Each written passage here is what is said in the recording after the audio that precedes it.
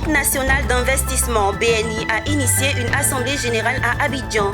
La cité balnéaire de Jacquesville a abrité les Journées mondiales des océans JMO 2021. Objectif: sensibiliser les populations sur les thématiques en rapport avec la protection des océans. Et puis l'ARSTM, Académie régionale des sciences et techniques de la mer, dispose désormais d'une école de sauvetage en mer dénommée SAR. Bienvenue Madame, Monsieur sur Business 24 Africa, vous suivez le journal. Les mandataires de la BNI, Banque nationale d'investissement, étaient en assemblée générale ce mercredi.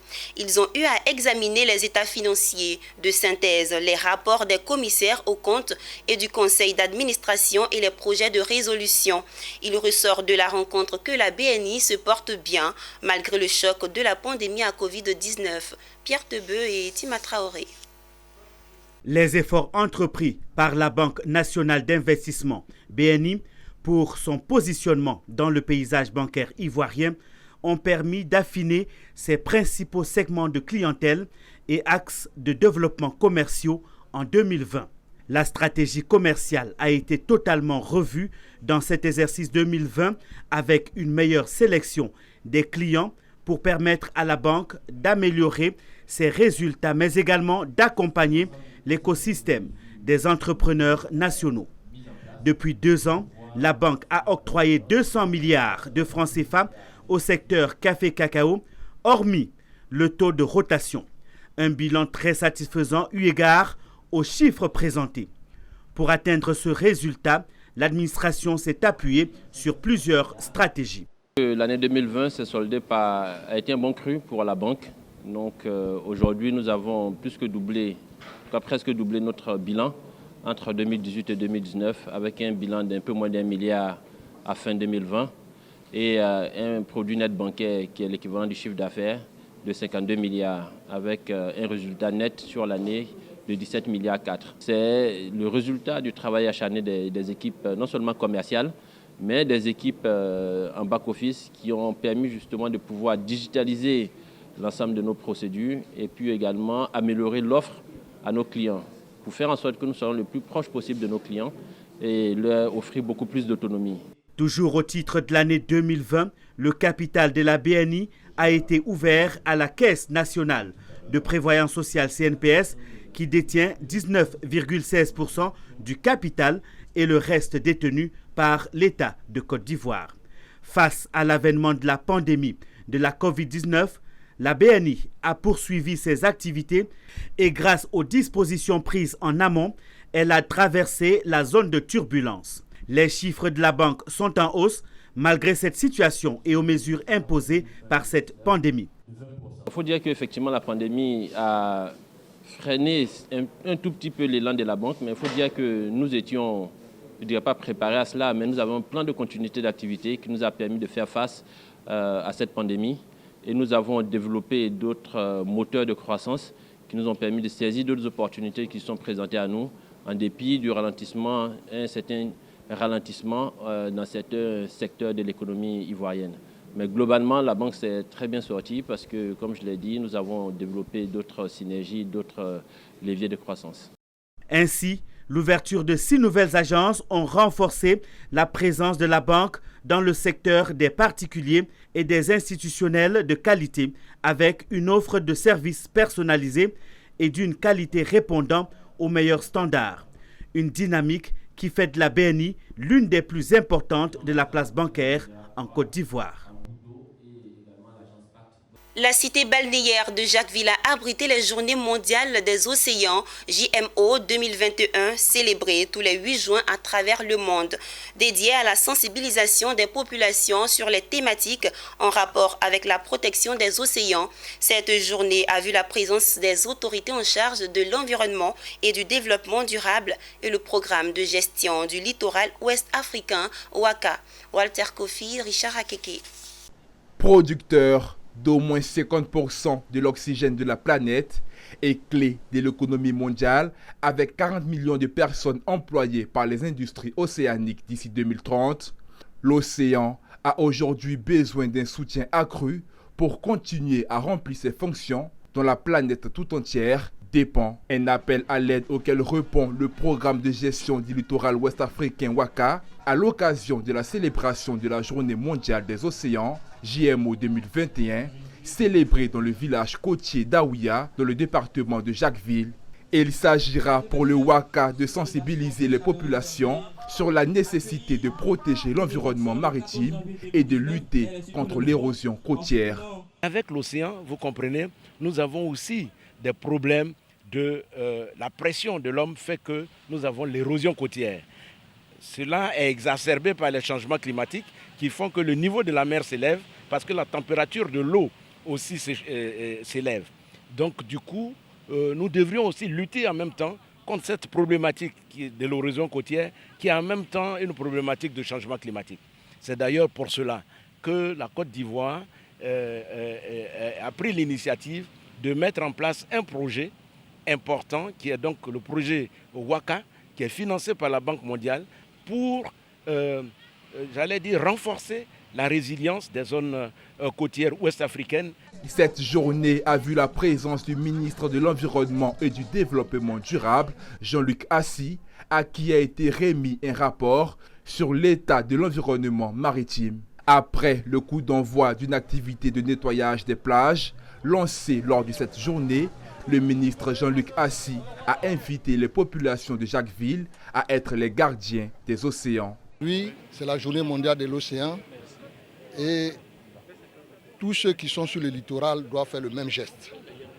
Nettoyer donc tous les déchets qui se trouvent sur le littoral parce que lorsque ces déchets-là vont en mer, ça procure donc des risques sur la santé de l'être humain. Et donc je demande à toute la population, toutes les populations qui vivent sur le littoral de faire le même geste et de continuer de faire ce geste parce qu'il y va de la survie donc, des populations. Notons que les Journées mondiales des océans rentrent dans le cadre du programme dénommé la Quinzaine nationale de l'environnement et du développement durable. Le ministre ivoirien de la Réconciliation nationale, Kouadio Konan-Bertin, a rencontré ce mardi 8 juin le président du Sénat ivoirien. Au menu de leur échange, la réconciliation nationale et la venue de l'ex-président Laurent Gbagbo. Reportage. Ce mardi, à Abidjan, au siège du Sénat ivoirien, Kouadio Konan-Bertin, ministre en charge de la réconciliation, est allé voir l'actuel président du Sénat, Ahoussou Jano, précédemment ministre d'État, ministre chargé du dialogue politique. Au cœur de leurs échanges, entre autres points cités à la presse, le retour de l'ancien président Laurent Gbagbo, autrefois en prison à La Haye et acquitté définitivement depuis le 31 mars 2021. Ahoussou Jano a félicité son hôte pour ses efforts en faveur de la réconciliation nationale. Il a ensuite souhaité que le retour de l'ancien président se fasse dans le strict respect des lois de la République. Et donc c'est ces valeurs qui le caractérisent. Cette école dans laquelle il allait, l'école de la vie, c'est pour cela qu'on lui a confié la réconciliation. Et qui parle de réconciliation, parle de paix. Donc pour l'essentiel, je lui ai dit qu'il avait un défi à relever. Le défi, c'était de pouvoir organiser dans un cadre strictement républicain l'arrivée du président Laurent Gbagbo, afin que bientôt nous retrouvions le président Bédié, le président Ouattara et le président Gbagbo autour de la table. Ce moment a également été choisi par le ministre Kouadio Konan-Bertin pour prendre des nouvelles de son aîné frappé par la Covid-19. Il a surtout profité de l'occasion pour prendre de sages conseils en ce qui concerne son portefeuille ministériel. Le président du Sénat a été par le passé ministre d'État, ministre en charge du dialogue politique. C'est lui qui, le premier, a ouvert donc le chantier du dialogue politique. Comment aurais-je pu voir réussir ma tâche, ma mission, si je ne me mets pas sur les traces pour élargir les sillons qu'il a déjà tracés? Je suis donc venu pour recueillir de lui des suggestions, de l'éclairage, des conseils pour me permettre de mener à bien cette mission. Il faut rappeler que la Côte d'Ivoire a connu 2 crises majeures en 2002 et 2010, faisant des milliers de morts. C'est dans ce contexte que l'ancien président Laurent Gbagbo a été jugé pour crime contre l'humanité pendant 10 ans à La Haye et déclaré non coupable. Son retour à Abidjan devra être confirmé pour ce 17 juin. Les États du Golfe de Guinée disposent désormais d'une école de sauvetage en mer dénommée SAR au sein de l'ARSTM, Académie régionale des sciences et techniques de la mer. Cette œuvre de l'ARSTM et de ses partenaires vise à former des cadres experts maritimes des administrations pour assurer une protection de l'économie maritime.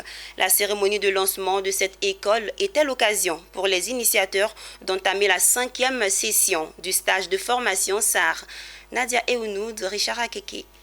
Trop d'accidents et catastrophes en mer liés au transport aérien constatés dans les États du Golfe de Guinée. Selon le directeur général de l'ARSTM, Académie régionale des sciences et techniques de la mer, on peut compter entre autres le cas de l'accident du Kenya le 30 janvier 2000, au large d'Abidjan, celui de Djola au Sénégal en 2002 et celui de la Gambie en décembre 2019. Face à ce problème, l'ARSTM dispose désormais d'une école de formation de recherche et de sauvetage en mer, SAR, de l'ISMI, Institut de sécurité maritime interrégional. Ce centre dont le lancement a été fait récemment permettra de renforcer les capacités des experts maritimes. Il y a 2 événements qui nous réunissent ce matin. Il y a le séminaire SAR et puis l'ouverture de l'école SAR. C'est toutes les activités qu'on mène pour secourir, pour sauver les personnes ou bien les navires en détresse en mer. C'est vrai que tous les États prennent des mesures de sécurité pour qu'il n'y ait pas d'accident. Mais malheureusement, il y en a. Il y a des accidents. Et c'est pour ça que l'ISMI, qui est l'Institut de sécurité maritime interrégionale, qui est une institution, qui est une entité de l'Académie, a mis en place cette formation. Donc en 3 ans, on a déjà fait 5 formations en matière de ça. Et puis on s'est rendu compte que sur tout le golfe de Guinée, surtout l'orange de Guinée, il n'y avait pas d'école SAR. Une formation post-universitaire pour des gens qui sont déjà dans le métier. Il ne s'agit pas d'une école initiale, il s'agit de gens de métier, des civils, des militaires, des administrateurs, qui sont déjà en fonction dans des institutions qui sont chargées de la coordination de ce type d'activité-là. Dans la mise en place de cette œuvre, l'ARSTM n'a pas agi seule. L'Académie bénéficie du soutien des partenaires ivoiriens, français et japonais. La France est présente depuis la création de l'ISMI en 2015 et elle finance et organise des stages au profit de l'ISMI et des pays du Golfe de Guinée. Mais également la France affecte 3 coopérants français, experts dans leur domaine, pour contribuer au bon fonctionnement de l'ISMI. Depuis sa création, l'Académie régionale des sciences et techniques de la mer, ARSTM, ne cesse d'œuvrer à la mise en place des services pour assurer la protection de l'économie maritime. Le 5e séminaire de stage couplé à la cérémonie de lancement de l'école SAR a enregistré la participation de plusieurs auditeurs du secteur maritime d'horizons divers. 8 impétrants ont récemment reçu leur attestation de fin de formation au patronat ivoirien. Ils ont vu leurs capacités renforcées, notamment sur le lean management, une méthode de gestion et d'organisation du travail dont le but est d'améliorer la performance des entreprises. Mondésir Nascimento et Ismaël Douza. C'est la clôture d'une 2e session de formation sur le lean management au patronat ivoirien. Il se veut une méthode de travail inspirée du système de production de Toyota, une méthode de gestion et d'organisation du travail qui vise à améliorer les performances d'une entreprise et plus particulièrement la qualité et la rentabilité de sa production. Cette formation exécutée par le cabinet Brems Consulting, 2e session de formation du genre, a certifié 8 impétrants au total. Donc le Lean a 2 axes. Le premier, c'est la lutte contre le gaspillage en entreprise. Le gaspillage sous toutes ses formes, donc gaspillage de ressources financières, de ressources humaines. Et l'autre axe consiste à améliorer en permanence et de façon continue la qualité des biens et services destinés aux consommateurs. Grâce à un partenariat stratégique, la CGC, Confédération Générale des Entreprises de Côte d'Ivoire, compte à travers cette formation renforcer les capacités des agents, responsables et patrons d'entreprises privées. L'objectif général étant de faire des entreprises ivoiriennes des entreprises compétitives dans la sous-région. La CGC, qui est une organisation patronale, se donne 2 axes dans sa mission. Le premier axe concerne bien entendu le plaidoyer visant à l'amélioration de l'environnement des affaires. Mais le second axe, qui est moins connu mais qui est tout aussi essentiel, est celui qui vise la compétitivité de nos membres. Et nous partons du principe qu'une compétitivité ne peut s'apprécier que par la qualité de la formation dont bénéficient nos membres. Et dans ce cadre-là, nous avons initié une série de formations visant les salariés, donc ceux qui sont déjà en fonction, de façon à améliorer leurs compétences. Nous avons identifié le Lean Management comme étant un cycle qui permettait d'atteindre avec profondeur cet axe. Et c'est dans ce cadre-là que nous l'avons mis en œuvre avec le réseau des gestionnaires de ressources humaines de Côte d'Ivoire. En ce qui concerne les attestations délivrées par Brems Consulting, elles sont de deux ordres. La White Belt qui représente le niveau basique et le Yellow Belt qui est un niveau progressif. Une page d'enseignement à présent dans cette édition. L'École nationale supérieure de statistique et d'économie appliquée a célébré ses noces de diamant. 60 ans au service de l'excellence marquée par deux événements majeurs dans le cadre des festivités de cette école prestige dans le domaine de l'économie. Emmanuel Bonzo, Augustin Kra nous font le point. Ces 60 ans ont ouvert une nouvelle ère à l'ENCA avec l'ouverture de l'Université d'été africaine d'économétrie et la tenue de la conférence de la Société africaine d'économétrie à Abidjan. Deux activités importantes qui ont dominé les célébrations du 60aire de cette institution d'excellence sur le continent africain. Ces deux événements scientifiques nous exposent encore plus sur l'échiquier mondial en tant que centre d'excellence, et nous devons avoir de l'impact aussi bien dans la région africaine qu'à travers le monde. Après 60 ans d'excellence, qu'est-ce qu'on peut faire de mieux? Déjà, c'est la consolidation de tous nos acquis. Nos acquis que nous avons donc autant du point de vue de la formation, des services à la collectivité, que aussi de la recherche. C'est donc de nouveaux défis qu'il faut relever pour maintenir le cap d'une école de référence dans le monde scientifique. Autour du thème central, éducation et développement, plusieurs sujets ont été développés par des experts pour contribuer au changement dans les systèmes de formation et d'encadrement des apprenants. Par le renforcement des acquis et l'orientation vers l'avenir, l'École nationale de statistique et d'économie appliquée veut continuer d'être le pôle d'excellence formateur des cadres en économie du développement. 77 souscripteurs ont récemment reçu les clés de leur maison à l'occasion de la cérémonie de livraison de la première tranche du projet immobilier Cité Lilium, un projet réalisé par la société AMS, entreprise qui, à travers cette œuvre, contribue à l'amélioration du secteur du logement. La cérémonie a vu la présence de Moussa Sanogo, ministre du Budget et du Portefeuille de l'État, Walter Kofi, Richard Akeke. Désormais, habitants de la cité Lilium, ces nouveaux propriétaires ont reçu les clés de leur maison des mains du ministre du Budget et du Portefeuille de l'État, Moussa Sanogo. C'est au total 77 villas de 3 et 4 pièces qui ont été livrées, constituant ainsi la première tranche des 351 villas jumelées à construire dans cette cité. La structure AMS Entreprise, initiatrice du projet Cité Lilium, a reçu les félicitations du ministre Moussa Sanogo et de Célestin Kouala, directeur général du logement et du cadre de vie, pour la réalisation de ces logements économiques. Célestin Kouala a invité les propriétaires à respecter les règles mises en place par le ministère de la Construction en matière de respect de l'environnement et du cadre de vie. Madame Adam a respecté les prix du gouvernement, c'est-à-dire qu'elle est restée entre les 12 500 000 et les 23 millions maximum. C'est pour ça que je lui dis bravo. C'est pour ça que je lui dis mes encouragements. Parce que quand bien même elle n'a pas eu tout ce à quoi elle avait droit, elle est restée droit dans ses bottes, elle est restée courageuse, elle a continué le travail, elle n'a pas passé son temps à se plaindre.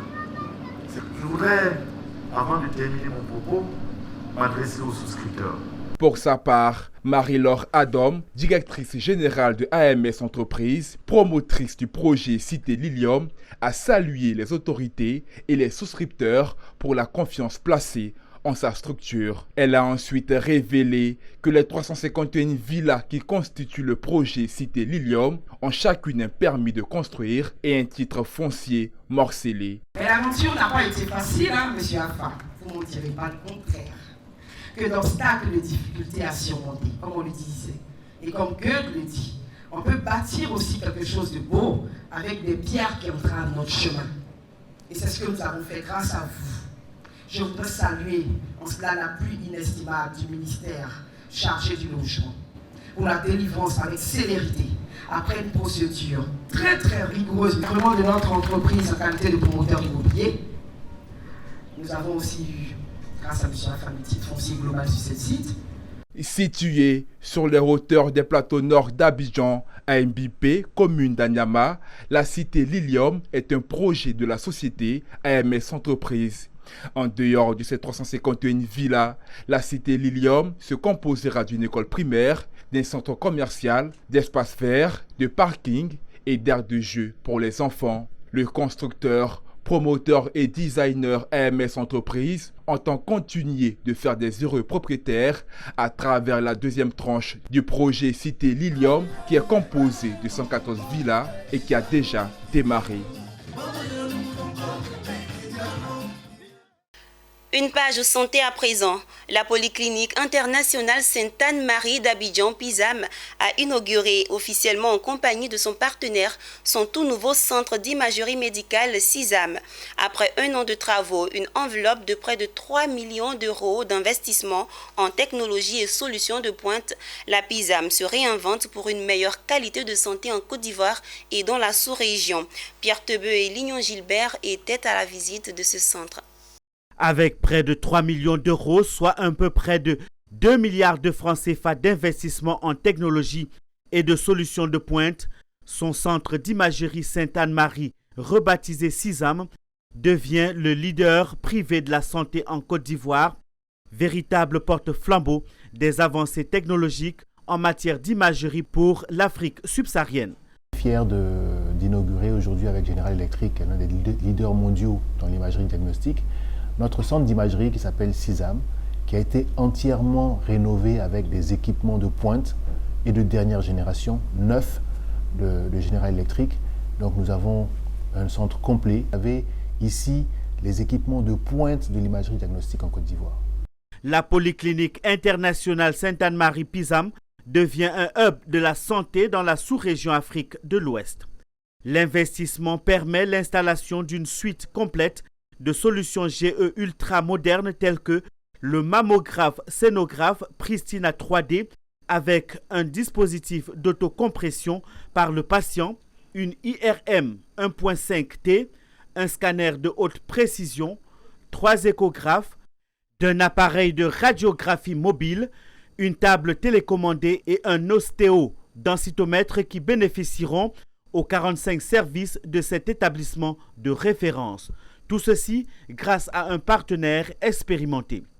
Nous avons bien évidemment fourni les équipements ici, bien sûr, mais nous avons aussi discuté ce matin une collaboration sur l'éducation, en fait, d'autres médecins qui voudront apprendre plus tard sur les équipements de General Electric, donc éducation clinique, formation clinique, et puis centre de référence éventuellement aussi. Une technologie de pointe, donc c'est une technologie de dernière génération. C'est une organisation en fait des salles qui est vaste, qui a pensé au confort du patient, à l'ergonomie, donc extrêmement contemporaine, avec une belle luminosité, une belle organisation en fait de l'espace. Donc je pense que le parcours patient sera bien amélioré. Donc c'était très impressionnant. Les spécialistes sont aussi séduits par cette innovation qui redonne au CISAM un nouveau visage. Vraiment, nous en tout cas, nous qui sommes les utilisateurs, nous sommes très satisfaits, surtout de la qualité des images, parce que de la qualité des images dépend le diagnostic, et du diagnostic dépend la qualité du traitement aussi. Très bonne. On est en train de travailler sur l'accueil, on est en train de travailler sur l'ergonomie, sur la rapidité, la célérité, et je pense que c'est ça. L'essentiel est de faire un bon diagnostic. Ces technologies de pointe permettront d'accélérer le diagnostic et d'améliorer le suivi des patients ivoiriens pour de nombreuses pathologies et ainsi répondre aux besoins de la communauté dans le pays.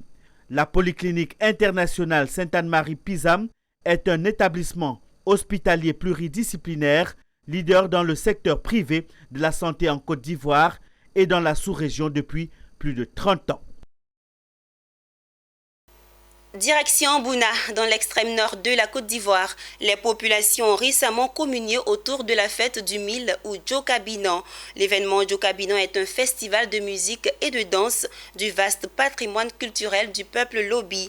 La célébration de cette fête du Mille à Bouna fut l'occasion pour la chefferie traditionnelle de présenter aux populations et aux autorités le nouveau chef central des Lobis de Côte d'Ivoire. Bouna, nous sommes en plein cœur de la célébration de la fête du mil, le Djokabino. Ici, il est question de tous les plats riches et variés à base de mil et de sorgho, qui sont donc les nourritures principales très prisées par l'ensemble du peuple Lobi. Bienvenue à Bouna, bienvenue dans la fête de Djokabina. On prend le mil pour faire le chapalo, on prend le mil aussi pour faire le kabato. On prend le mil aussi pour faire le baka. C'est très riche. Ce mil que vous voyez dans ma main, ça fait beaucoup de choses ici dans notre région de Bunkani. Il y a le concours de tir à l'arc qui regroupe les arquets Lobi venus du Burkina Faso opposés à leurs frères de Côte d'Ivoire, de montrer qui est le plus adroit en termes de tir à l'arc. Tir à l'arc, c'est une culture Lobi. C'est tir à l'arc. L'arc même, c'est Lobi qui a créé l'arc dans le monde. C'est son physique. Donc là où on est de nos jours, nous on peut dire que nous, ça est dans nos sangs, on est né avec. En marge de ces activités s'est tenue les assises de la chefferie Lobi, à l'issue duquel les sages, les anciens ont décidé de porter leur choix sur Sib Virkouné comme nouveau chef central Lobi de Côte d'Ivoire, en remplacement du patriarche Bitatéien décédé. Les élus et cadres du Bunkani ont rassuré le nouveau chef de leur soutien total. C'est dans le strict respect de la pure tradition Lobi que Sib Virkouné a été présenté à sa communauté ainsi qu'aux invités venus de toute la Côte d'Ivoire, du Burkina, du Ghana et de la diaspora. Désormais, nous devenons un seul peuple. Nous allons nous mettre ensemble dans ce contexte de mondialisation pour mener le combat, le seul combat qui vaille, celui du développement durable. Cet événement pour la valorisation de la culture et de la tradition s'est tenu en présence du représentant de Madame la ministre de la Culture et de l'Industrie des Arts et du Spectacle. Nous nous réjouissons que les lobbies se sont accordés pour trouver un chef central afin de les fédérer. Le chef Sib Virkouné a bénéficié de la présence d'un représentant des chefs des différentes communautés ethniques vivant sur le sol du Bunkani et il espère pouvoir s'appuyer sur Sa Majesté Nenge Belima, roi du Bunkani et l'ensemble des chefs de communauté pour réussir sa mission, celle d'une meilleure organisation du peuple Lobi qui parle le même langage de l'unité et du développement pour tous. C'est sur cette note que se referme cette édition du journal. Merci de nous avoir suivis. Bonne suite de programmes sur Business 24 Africa.